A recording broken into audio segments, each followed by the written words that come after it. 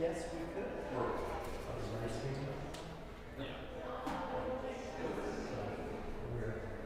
Good.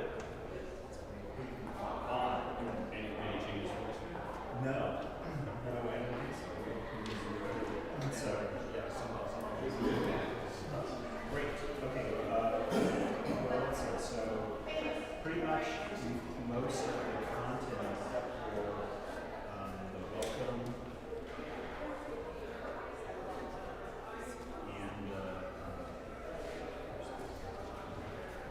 and these announcements and et cetera will be resolved. We may, if we're going way over tonight, we may skip. Oh, I don't know. I'll be able to answer everything but the welcome and the announcements. Yes, good. All right. We might skip. I'm still scared. What are you scared? We might skip scares. Scared for the Scares. I will try to do a more abbreviated intro. If we're over and we don't have any internal peers, so to speak, we may just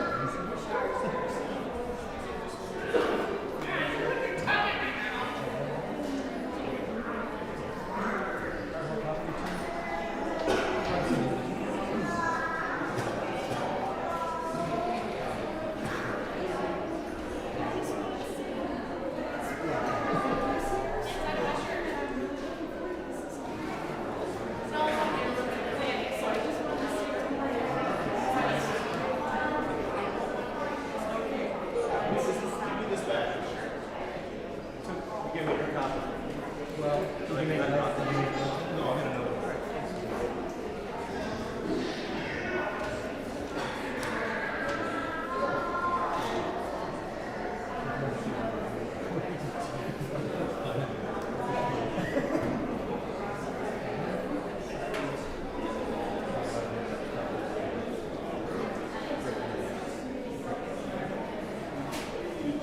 Yeah, hopefully it's not.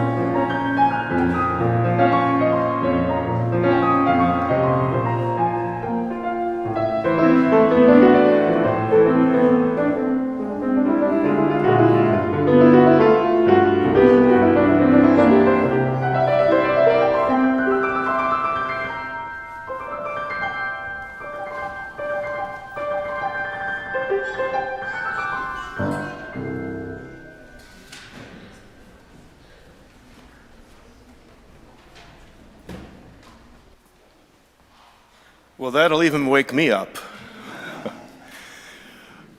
And does it feel a little early to some of you? If anybody walks in, at about 9:30 or 9:45, you'll know why. I'm not much of a morning person, but I do have an eye for the calendar. And I noticed that last week, the calendar gave us an extra day because of Leap Day last weekend. But this weekend, it's taking an hour away from us, so I guess it all balances out. And speaking of balance, I'd like to welcome you to another Sunday here at First Unitarian Society, where independent thinkers gather in a safe, nurturing environment to explore issues of social, spiritual, and ethical significance as we try to make a difference in this world.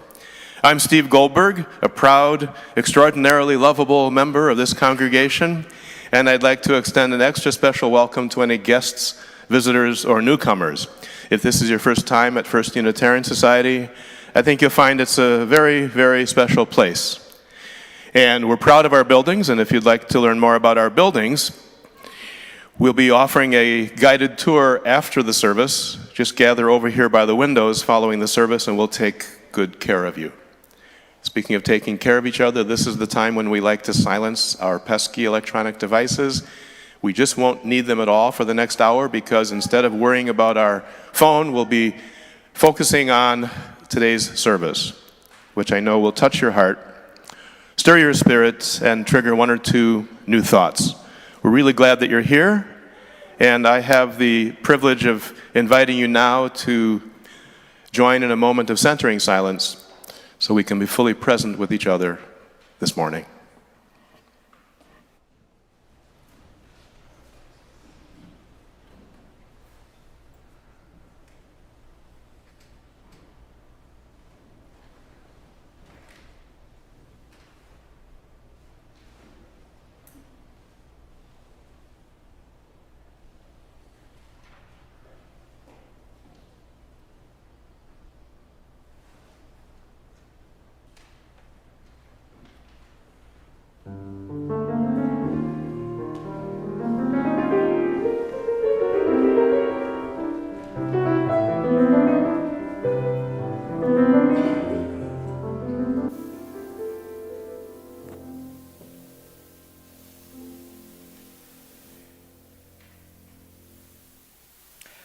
Come into this house of worship.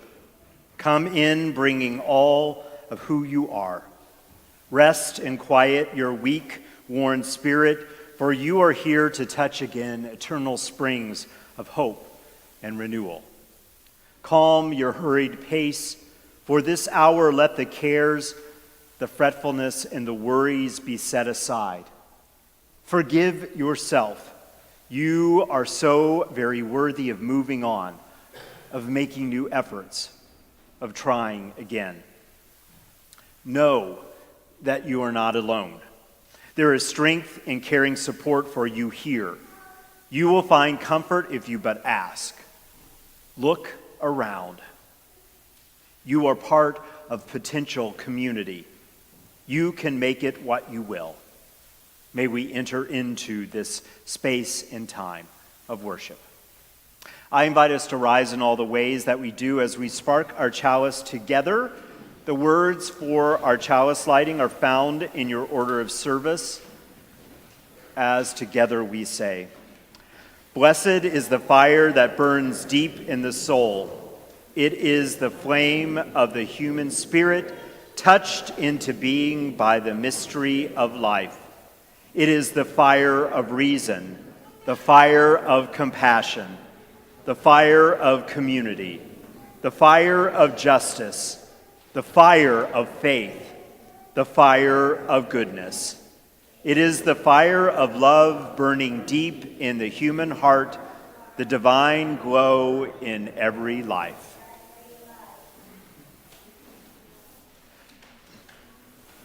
And now let us sing together our in-gathering hymn number 131, "Love Will Guide Us."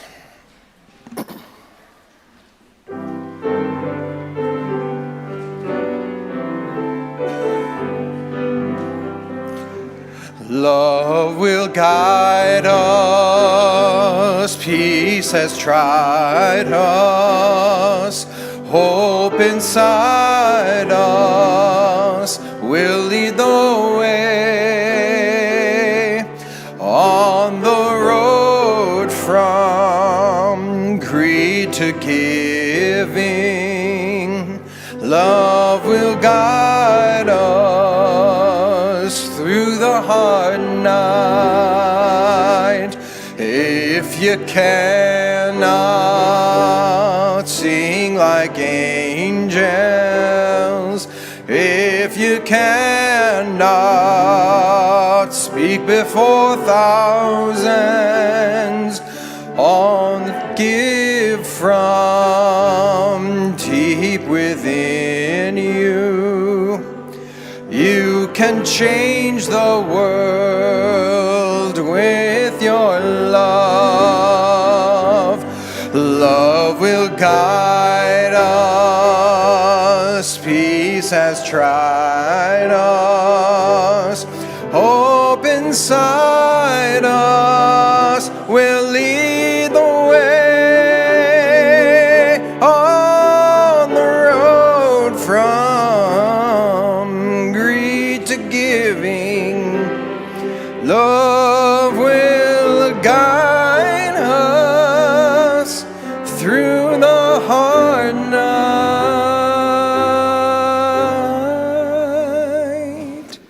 Before we exchange friendly greetings, probably many of you in your place of work and school this week may have been in conversations thinking about COVID and what we want to do.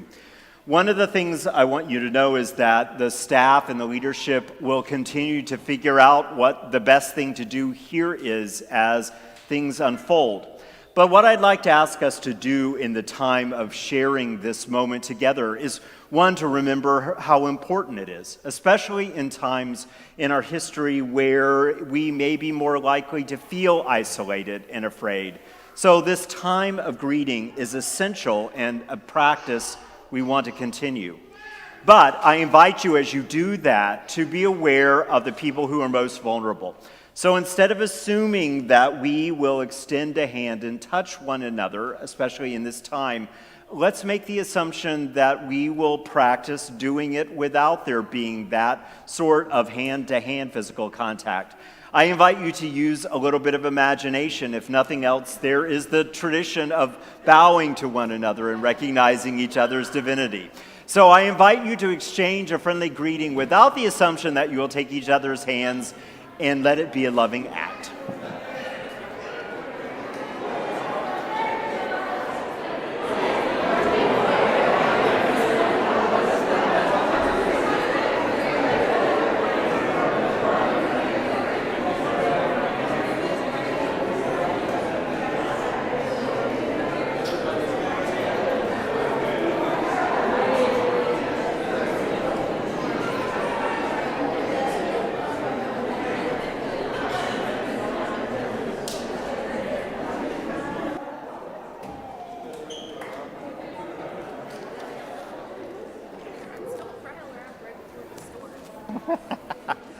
Okay, if you would like to come forward for a time for all ages, you are very welcome. Hello.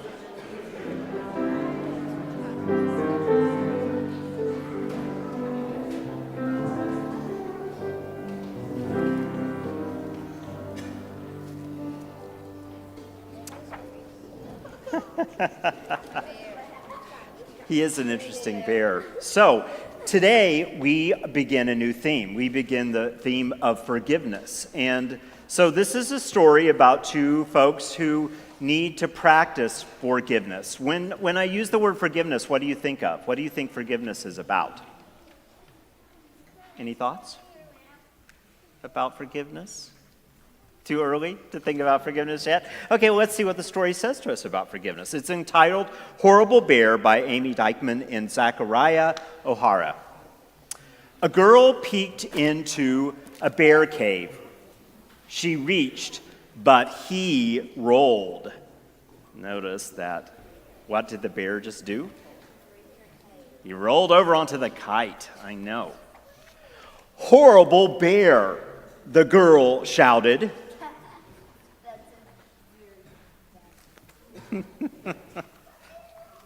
The girl stomped down the mountain. Horrible bear. She stomped through the meadow. Horrible bear. She stomped all the way home. Horrible bear. She is really mad. The bear was indignant. What does indignant mean? Do you know? Means you're upset. You think that what's happened is wrong, and so you think it's unfair. So the bear was indignant. I am not horrible, he said. She barged in. She made a ruckus. She woke me up.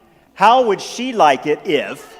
And Bear got an idea. It was a horrible bear idea. Uh-oh. Bear practiced barging. He practiced making a ruckus. He practiced waking someone up. Bat squeaked. Perfect, the bear said. The bat said horrible bear. That's right. The bat also included the horrible bear idea. So Bear stomped out of his cave. The girl stomped into her room. There's just a couple of grouchy people today, yeah. But she was too upset to nap, so the girl tried drawing. Horrible bear. She tried reading. Horrible bears. Goldilocks, yes. She tried talking to the best listener she knew. That horrible bear. He broke my rip. Suddenly, her stuffy couldn't listen as well as it had before. Uh-oh. The stuffy, what happened to the stuffy? The ear came off, yes. I didn't mean to, the girl cried. Oh, she thought to herself. What do you think she suddenly realized? That the bear didn't mean to either, maybe. That's one possibility. Meanwhile, the bear stomped down the mountain. Rawr, rawr, rawr. He stomped through the meadow. Rawr, rawr, rawr. The goat is having a terrible picnic day, isn't he? He stomped through the girl's front door. On the way, going through the clothesline. Rawr, he said. And the front door opened. I'm sorry, the girl said, and the horrible went right out of the bear. The bear patted, he wiped, he got another idea. It was a sweet bear idea. I wonder what he's gonna do. Thank you, bear, she said quietly. She whispered, yes. She had a sweet bear idea too. What did she do? She shared her flowers with him. She just ripped them up the ground. It's complicated, isn't it? The bear and the girl skipped through the meadow. They bounced up the mountain.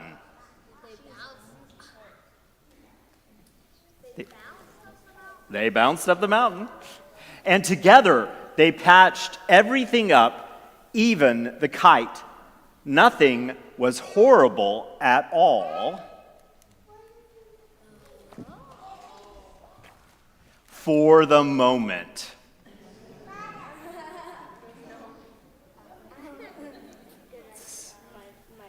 Munch, munch, munch.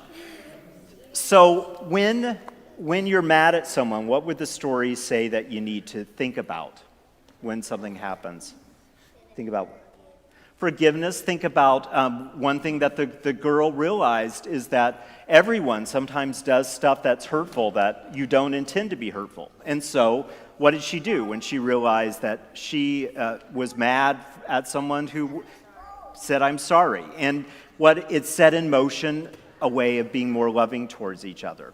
And so we get to practice that here week after week if we choose to realize when we do things hurtful to each other and practice saying I'm sorry and making what's called amends, trying to make things better for each other.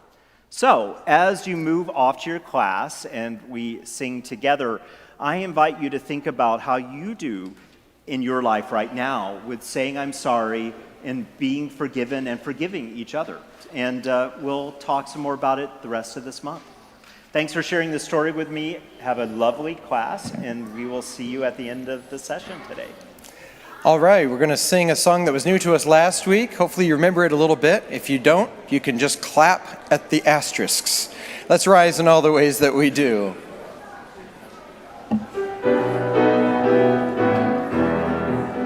You shall go out with joy and be led forth with peace. The mountains and the hills will break forth before you. There'll be shouts of joy, and all the trees of the field will clap their hands. And all the trees of the field will clap their hands. The trees of the field will clap their hands. The trees of the field will clap their hands while you go out with joy.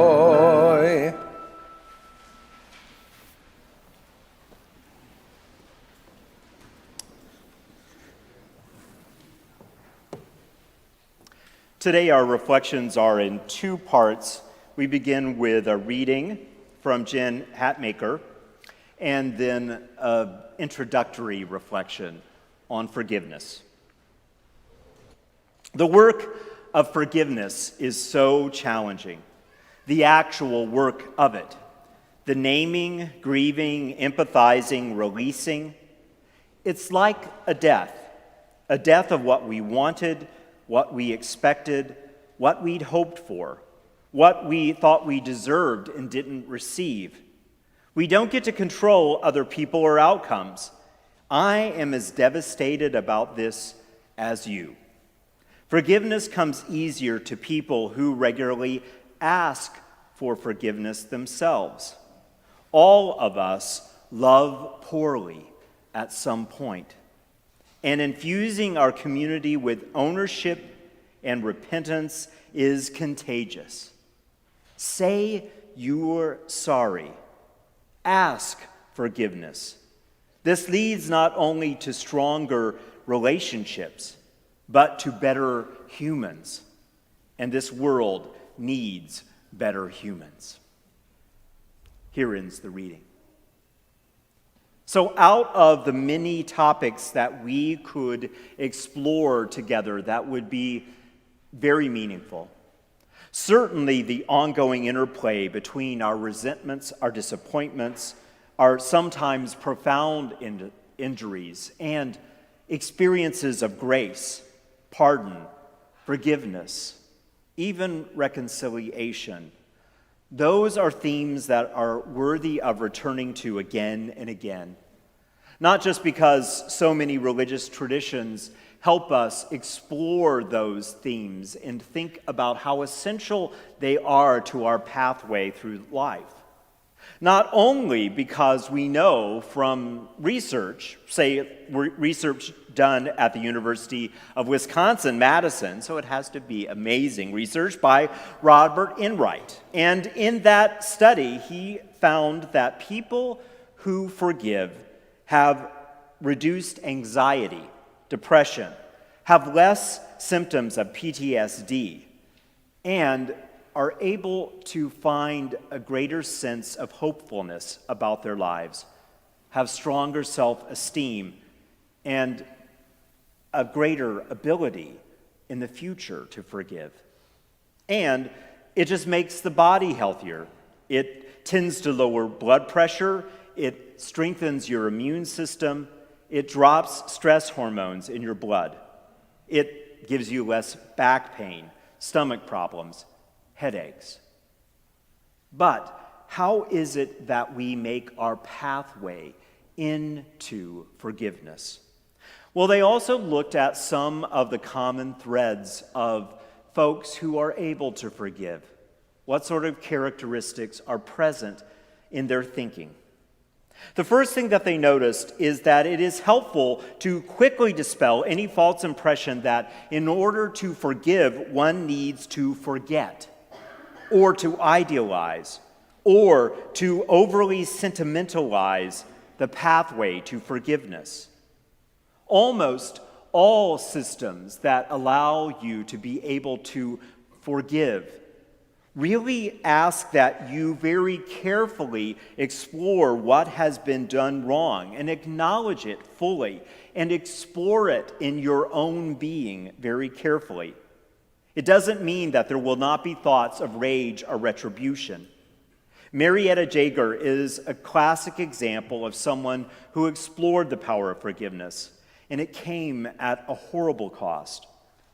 One weekend, she was camping with her family, and her 7-year-old daughter was abducted from the tent and was later found killed by her abductor.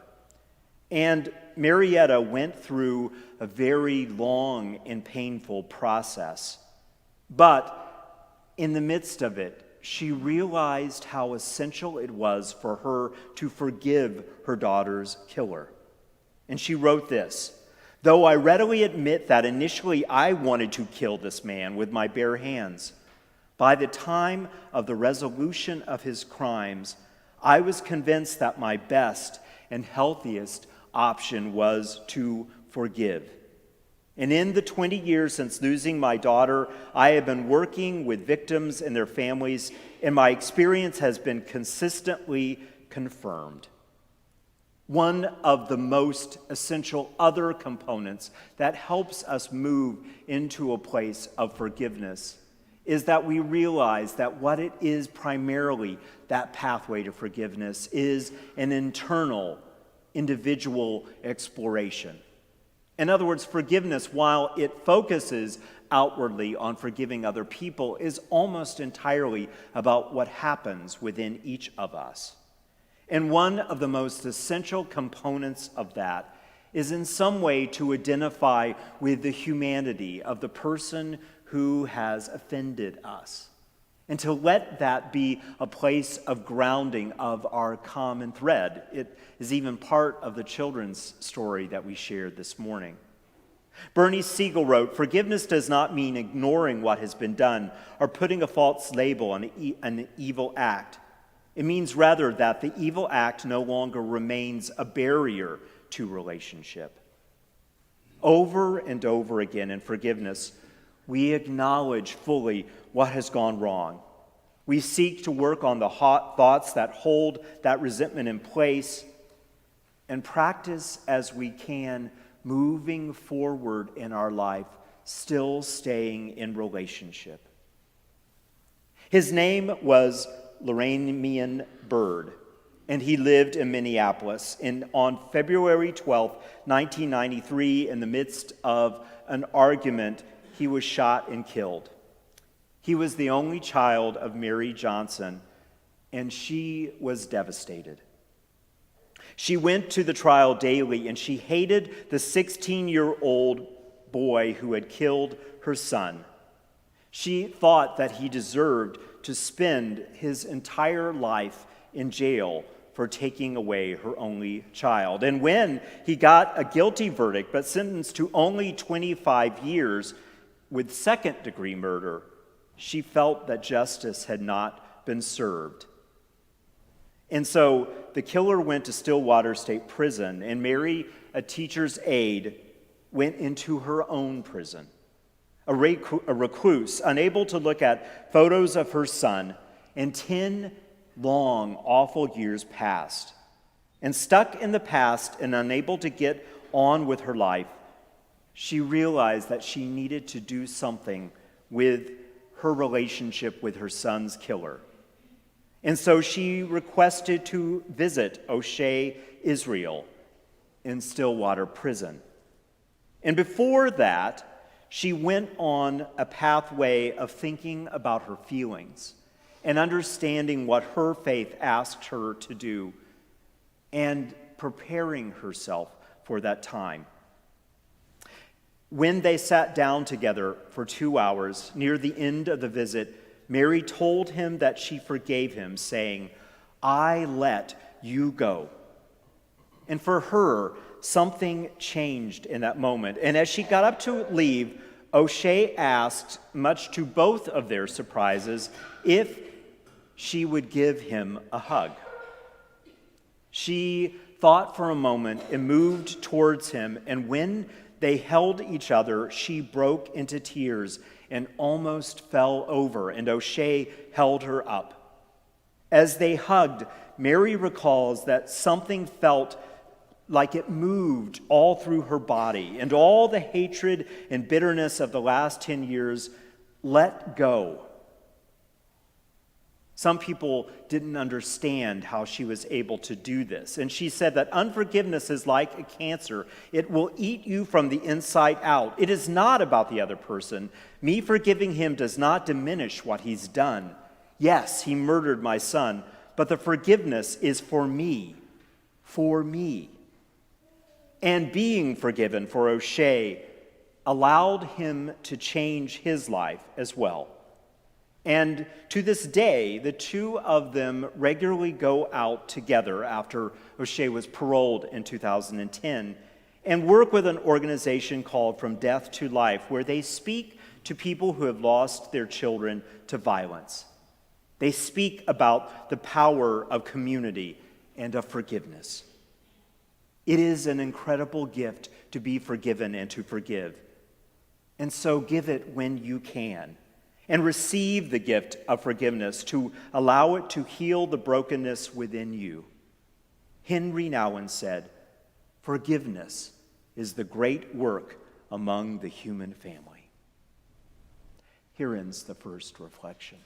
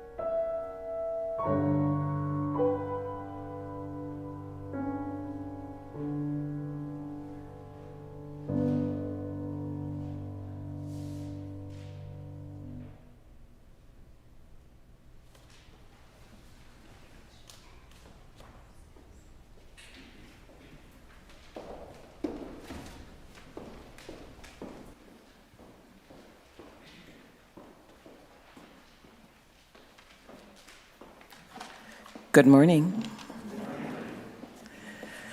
The first piece I'm going to read is by Shar Braxton, and she was a 2006 Odyssey graduate. Forgiveness by Shar Braxton. How do I forgive? I was forced from my home, ripped from my family, clothes stripped from my body. I cried out with pain and despair. I did not understand the language you were speaking. I thought you would understand my tears. All I could hear were unknown sounds that increased my fears. Metal bracelets tight around my neck, my feet bound in chains and splintered wood. Screams and crying filled the air. The smell of sweat, foul odors that I did not understand. I had never witnessed so many colors of black. Bodies were piled high, stack after stack after stack. Men, women, and lots of children. Some were thrown overboard into the sea. Some died just trying to breathe. How do I forgive the change that you made in my history? My poem, Questions of Forgiveness. And my name is Billy Kelsey, and I am a 2012 Odyssey graduate. What happened to this boy of the earth, my father, once bright as the sun and brimming with life's spark? What happened? What fertilizer fueled the burgeoning fields of rage? Was it the mother-sized hole he received at the age of 6? Or the struggles of his father, which gifted to him a deep taste for cold beer, followed by violence? Where did a young man's desire to be the most phenomenal parent stray into dark territory difficult to come back from? When did he get so confused about right and wrong and love? Could he not hear the truths in his children's cries or see it in our eyes? And after all the pain and terror endured, while still bearing the scars of shared torment, how did I forgive? Thank you.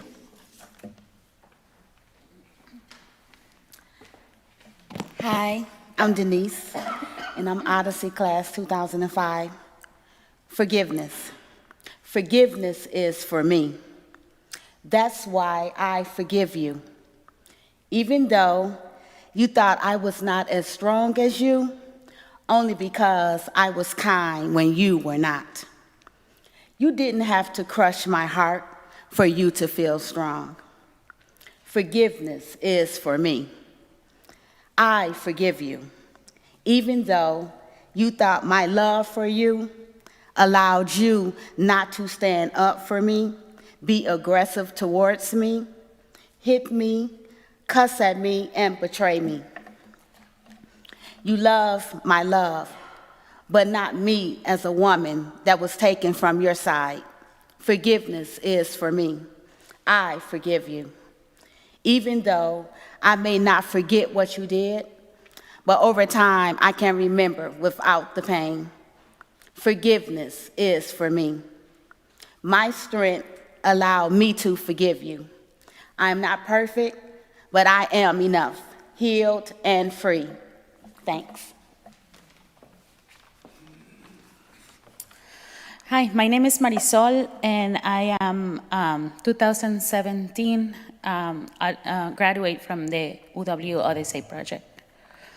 This is my Penny story. Carrying resentments is like drinking poison and hoping someone else will die. A couple years ago, I moved into the Eagle Heights Apartments, an exclusive Shorewood neighborhood. And an immigrant under my circumstances, I'm not eligible for a driver's license. But I drove 14 years with a clean record because the Madison police understand their situation and don't check license plates for immigrants like me. Unfortunately, the Shorewood police doesn't feel the same way. The first day in Eagle Heights, I drove into the Shorewood neighborhood, and I got pulled over by the police. He noticed that I was Latina, followed me, checked my place, stopped me, and gave me a ticket for driving without a license. The next month, the same officer gave me another ticket. The following month, the same. And after the fourth ticket, I went to court to explain my situation. I put myself at risk. I demand justice, but they make me pay anyway. I was so angry that I couldn't stop the police for ticketing me. I wanted to hurt the system. Then I got an excellent idea. I will get my revenge by paying the ticket with pennies. I called my bank and I asked if I could pick up 180 in pennies. They say no. The most they can give me was $5. This made me even angrier. I called another banks. Some could give me $10 or $20 only. It seemed impossible. But I'm a hard worker when I put my mind into something. After visiting several banks, I did it. Now that I have 18,000 pennies, I was so happy. But something inside me felt wrong. I called an activist friend to give me courage. But he told me not to do it. The only person affected by the pennies will be the worker. They will have to count them. A person like me working with an injustice system. My soul hurt. I asked God, why the Sherwood police was so unfair and why I couldn't do the revenge that I wanted. I was angry and full of resentment. But I knew I couldn't bring the bags of pennies to the court. I asked God, now what I'm going to do with all of these pennies? At that exact moment, my phone made a sound with an email from the Sherwood school my kids attend. It said that the school is doing a penny drive. Each class will collect pennies to help children with leukemia. In the classroom with the most will win a pizza party. There was my answer, and I say, you are fast, God.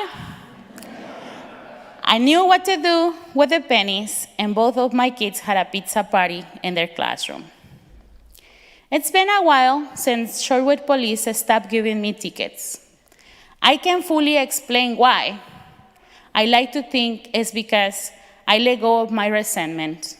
I stopped drinking the poison, and forgiveness set me free. Thank you.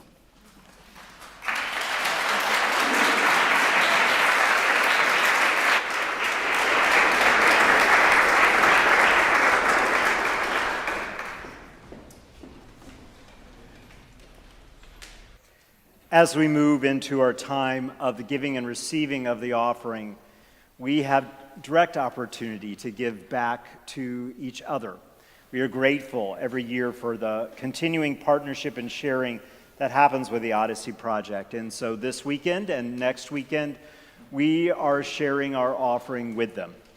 So as our offering is given and received, remember that 50% will go to allow people to have the experience of the creative human endeavor and use it as an opportunity for greater knowledge and their own exploration into the depth of life. May we find within ourselves that deep sense of generosity and abundance as the offering is given and received.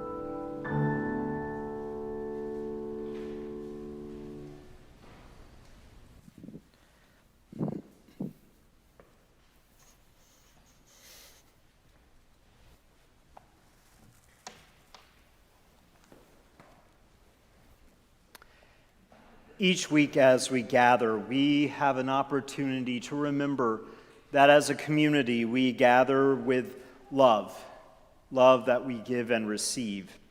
And in that space, we may find common strength and, turning our minds towards one another, seek to make more real a circle of common concern and common need for love and support. So for a moment, we invite you to think about your own circle of love and support in your own life. What is it that you bring this morning? And what is happening in the lives of people that you know and love? As we hold these in our minds and hearts, we remember the joys and concerns. From our Joys and Concerns book, we wish Nancy Vader-Schultz a happy birthday. We remember Terry Millar and send thoughts of healing and love to his family. And from the Saturday gathering, we are glad that Leah Sinclair is home again and on the path of healing. And we invite you to hold those that you know are in times of joy or difficulty.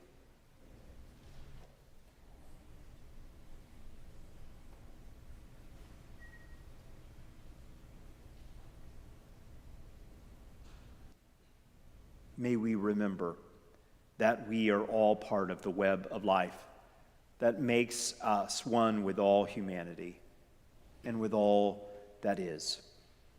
May we be grateful for the miracle of life that we share and the hope that gives us the power to care, remember, love. Amen, and blessed be.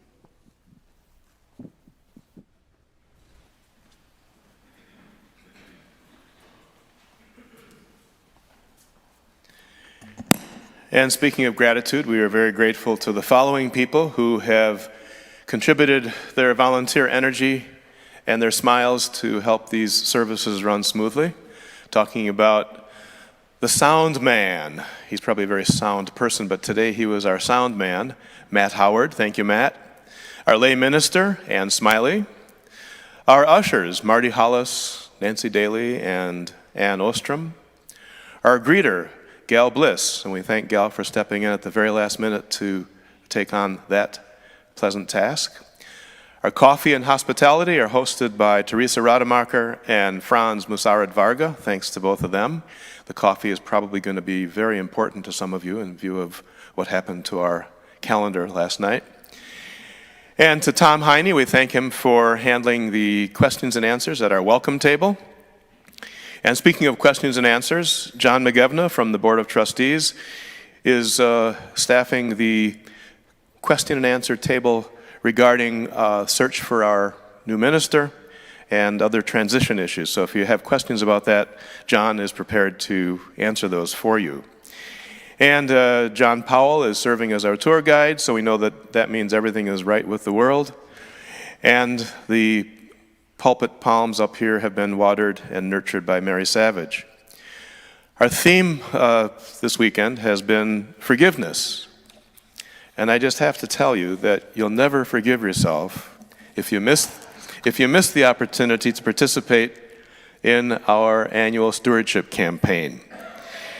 Because it's that stewardship campaign that makes a lot of these things that we value here at First Unitarian Society, makes those things possible, including these services, the music program, our kids program, so that all young people feel valued here, our community outreach, which includes support and partnership with the UW Odyssey Project, whose students you heard a few moments ago. And it's going to take about $1.2 million, close to 1.2, in order for us to continue supporting and funding all these things that we value at FUS. I have good news, though. We have passed the $600,000 threshold, so we're halfway there, and the campaign is only about a week old. And we've got 80 new families and households who are pledging for the very, very first time. And a lot of those who are pledging have increased their commitment above and beyond last year's level. And we've got almost 300 sustaining members, sustaining stewards who have committed to multi-year pledges. We're celebrating each weekend by not only telling you the progress, but by providing a Food Fight restaurant gift card to one of the people who have been participating in the stewardship campaign. Last night at the Saturday service, the winner was Ann Fleming, and today at the 9 o'clock service, that feels like an 8 o'clock service, the winner is Brad Herrick. Brad. Here's Brad. Thank you, Brad.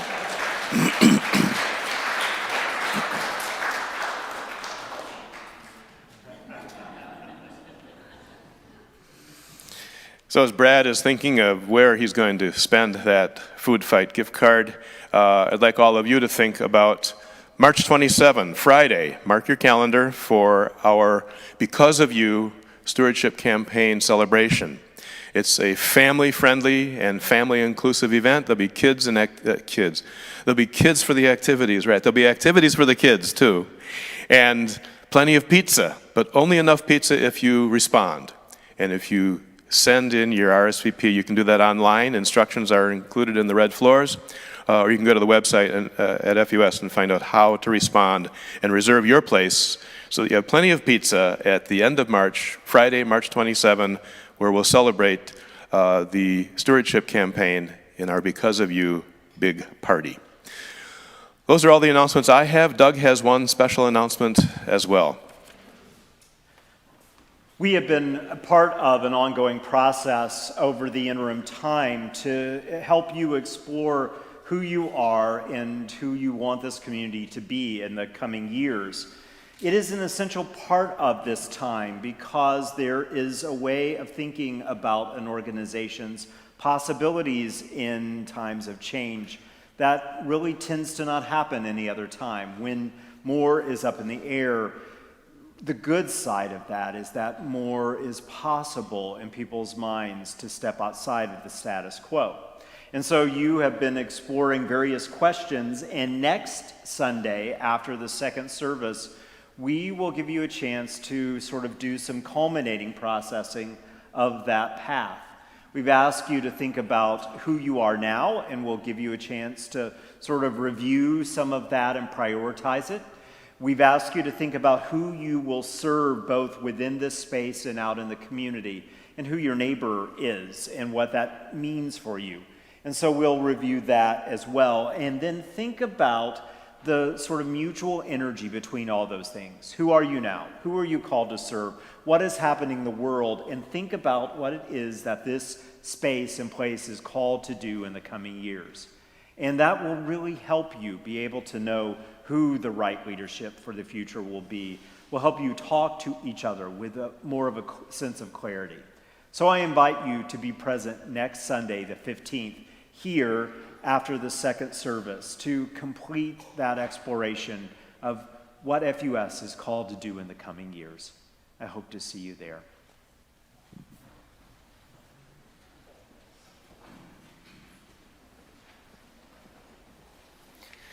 And now, let us rise in body and our spirit to sing together our closing hymn, number 315, This Old World.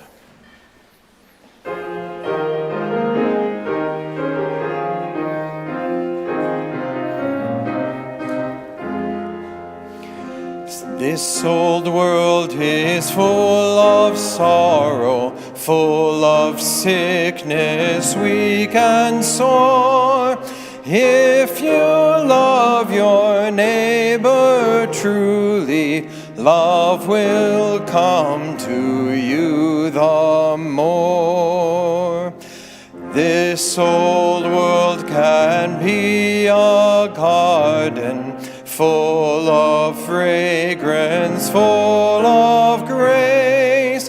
If we love our neighbors truly, we must meet them face to face. It is said, now love thy neighbor, and we know well that is true. This the